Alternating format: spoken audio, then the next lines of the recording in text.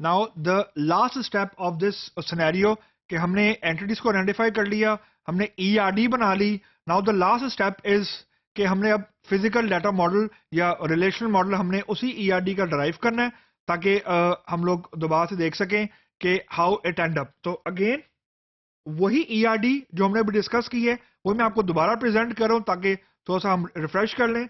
इसमें ये वाहिद सिनेरियो है जिसमें तीनों तरह के रिलेशनशिप आ गए हैं and this is mere by accident, यानी मैंने कोई प्लान करके नहीं लिखा था कि पहले में वन टू मैनी होगा, दूसरे में मैन टू मैनी होगा, तीसरे में वन टू मैनी होगा, तीनों होंगे। This is mere by incident, ये कोई मैंने प्लान करके नहीं लिखा। इसमें वन टू मैनी भी है, मैनी टू मैनी भी है और वन टू वन भी है। तो बेसिकली जो वन टू वन होता है that is the most rarest one, ये सबसे रेयर, जैसे मैंने आपको पहले ही बताया था, this is the rarest possible relationship.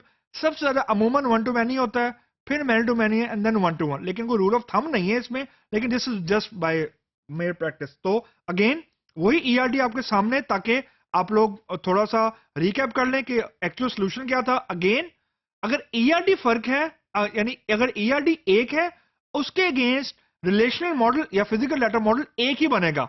ऐसा नहीं हो सकता इस सोल्यूशन के अगेंस्ट, इस ईआरडी के अगेंस्ट आप लोग डिफरेंट फिजिकल डाटा मॉडल बना लें, दैट इज नॉट करेक्ट। अब एक्सेप्शन यहां पे सिर्फ ये है क्योंकि वन टू वन है, तो वन टू वन में जैसा मैंने बताया था कि हमारे पास ऑप्शन होती है कि हम अपनी मर्जी की टेबल की प्राइमरी की किसी दूसरे टेबल में एज अ फॉरेन की ले जाएं। यानी इस केस में एयरपोर्ट टेबल की प्राइमरी की भी मैनेजर में जा सकती है एज अ फॉरेन की, और मैनेजर टेबल की प्राइमरी की भी जा सकती है एज अ फॉरेन की एयरपोर्ट के टेबल में। सिर्फ ये वही चीज है जहां पे आपका सोल्यूशन फर्क हो सकता है, बाकी सोल्यूशन फर्क नहीं हो सकता। मैं सोल्यूशन की बात कर रहा हूं फिजिकल डाटा मॉडल की। ईआरडी फर्क हो सकती है एज पर सिनेरियो, लेकिन जो फिजिकल डाटा मॉडल है that has to be one to one mapper of this ERD. तो this is the ERD, now the physical data model. अब वही एयरपोर्ट का टेबल बनाया, इसमें ए नेम लिखा, कैपेसिटी, एनुअल ट्रैफिक। एयरपोर्ट के table के अंदर मैंने कोई फॉरेन की नहीं लिखी। रीजन ये है कि क्योंकि एयरपोर्ट और मैनेजर का वन टू वन का रिलेशनशिप था, तो आई हैव डिसाइडेड इंटेंशनली कि मैं मैनेजर के टेबल में फॉरेन की लेके जाऊंगा एयरपोर्ट की। This is one to one, that's why I have decided it. तो एयरपोर्ट की एट्रीब्यूट में कोई चेंज नहीं है, A name, capacity, annual traffic. Manager के जो एट्रीब्यूट है ईआईडी, ए नेम। अब जो ए नेम है this is foreign key also and unique key also.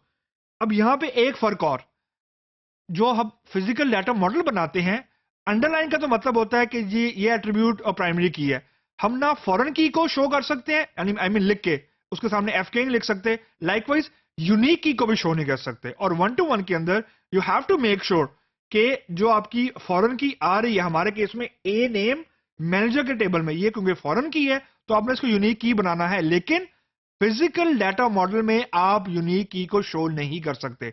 Likewise आप जो वो है क्या नाम है, जो ईआरडी है उसमें भी आप सिर्फ हैश का साइन लिख सकते हैं, स्पेसिफिकली नहीं बता सकते कि ये फॉरेन की है या यूनिक की है, ऐसा नहीं बता सकते। तो ये मैनेजर का टेबल। फ्लाइट की एफआईडी, अब यहाँ एफआईडी प्राइमरी की है तो मैं अंडरलाइन कर देता हूं। उसके बाद DOD date of departure, TOD time of departure, destination और ए नेम। अब क्योंकि एयरपोर्ट और फ्लाइट का रिलेशनशिप था तो ए नेम इस फ्लाइट के टेबल में एज अ फॉरेन की आई हुई है। Again passenger, PID, P name, FID क्योंकि passenger to flight one to many का रिलेशनशिप था। उसके बाद कॉन्टैक्ट, एड्रेस एंड डेट। अब जो ये एफआईडी है इसको मैंने प्राइमरी की का पार्ट इसलिए बनाया क्योंकि एक पैसेंजर मल्टीपल फ्लाइट्स का पार्ट हो सकता है। दैट मीन कि जो पैसेंजर आईडी है इट विल बी रिपीटेड। तो अगर मैं फॉर एग्जांपल सिर्फ पैसेंजर आईडी को प्राइमरी की बना देता हूं, तो फॉर एग्जांपल पैसेंजर आईडी 1 है और वही पैसेंजर अगर दोबारा ट्रेवल करता है और वो एयरलाइन के साथ रजिस्टर्ड है, तो वो सिस्टम आपको लॉग इन नहीं करने देगा, वो कहेगा यूनिक की वॉयलेटेड या प्राइमरी की वॉयलेटेड। तो that's why I have created, I have marked it as a composite primary key along with FID।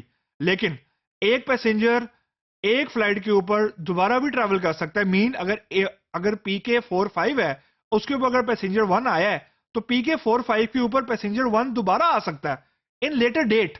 तो that's why I have added this date column. अब आप उसको सूडो कॉलम भी कह सकते हैं, और मैं इसको कंपोजिट प्राइमरी की का पार्ट भी बनाऊंगा. रीजन, डेट चेंज नहीं हो, date can not be repeated. तो पैसेंजर आईडी और फ्लाइट आईडी रिपीट हो सकती है, but with the combination of date, ये जो कॉम्बिनेशन है, दिस पेयर या तीन जो एट्रीब्यूट है, ये कभी भी रिपीट नहीं होंगे, क्योंकि the only changing component would be the date part of it. तो एक फ्लाइट यानी एक पैसेंजर एक फ्लाइट में दोबारा ट्रेवल तो कर सकता है, यानी फ्लाइट नंबर की बेसिस के ऊपर रेपिटेशन तो होगी, लेकिन यूनिक जो फीचर है वो होगा डेट का एट्रीब्यूट. वो डेट रिपीट नहीं हो सकती. तो डेट ये इंश्योर करेगी कि एक यानी flight ID 1, passenger ID 1, date है फॉर एग्जांपल आज की, सिस डेट से आज की डेट है, तो ये डेट चेंज हो जाएगी. तो इसका मतलब है एक पैसेंजर एक फ्लाइट पर दोबारा ट्रेवल कर सकता है, but in later dates obviously. तो एक फ्लाइट, एक पैसेंजर एक दिन में एक ही फ्लाइट के ऊपर दोबारा ट्रेवल नहीं करेगा, तो डेट विल बी सेम. तो दूसरा टिकट है, फ्लाइट आईडी फॉरेन की है, टिकट आईडी इसकी अपनी एट्रीब्यूट है, फिर पैसेंजर आईडी. अब मैंने तीनों को कॉम्पोजिट की इसलिए बना दिया क्योंकि टिकट आईडी भी रिपीट होगी, फ्लाइट आईडी भी रिपीट होगी, पैसेंजर आईडी भी रिपीट होगी. उसके बाद सीट नंबर एंड मील. उसके बाद जो प्लेन का टेबल है, P ID, capacity and age, and the last table plane underscore flight. Again this is इसको मैंने रिजॉल्व किया मैनी टू मैनी को. तो अब इसके अंदर पैसेंजर आईडी एंड एफआईडी दोनों को मिला के मैनी टू मैनी को रिजॉल्व किया, और एक मैंने तीसरा टेबल बना दिया जिसमें दोनों टेबल की प्राइमरी की एज अ कंपोजिट प्राइमरी की आ गई है. तो नाउ इसमें जो चीज समझने वाली थी वो ये थी कि डेट का कॉलम सूडो कॉलम है, ये इंश्योर कर रहा है यूनिकनेस बिटवीन द पेयर. तो ये मैंने पहले नहीं बनाया था, अभी जानबूझ के आपको सामने बनाया. और उसके अलावा जो टिकट का टेबल है उसके अंदर एफआईडी, टीआईडी एंड पीआईडी को मैंने कंपोजिट की बना दिया. रीजन, एक फ्लाइट के ऊपर एक पैसेंजर की आईडी एक, यानी अब एफआईडी 1, TID 1 and PID 1, these thing can be repeated for different passengers. यानी फ्लाइट आईडी 1, टिकट आईडी 1 और पीआईडी 1 रिपीट भी हो सकता है. तो आपको जो मैं छोड़ के जा रहा हूं, यानी आई विल गिव यू, जानबूझ के मैं कंफ्यूजन क्रिएट कर रहा हूं, वो जो ये वाली चीज है, you have to extend it. मैं सोल्यूशन नहीं बताऊंगा आपको, you have to extend it. You have to make sure कि लाइकवाइज जिसका जो मतलब पैसेंजर के टेबल में आया था कि एक पैसेंजर एक फ्लाइट पे दोबारा ट्रेवल भी कर सकता है, लाइकवाइज टिकट के अगेंस्ट एक फ्लाइट के अंदर एक जो पैसेंजर है वो उसी फ्लाइट में दोबारा ट्रेवल भी करेगा. तो इसका मतलब है ये पेयर रिपीट होगा.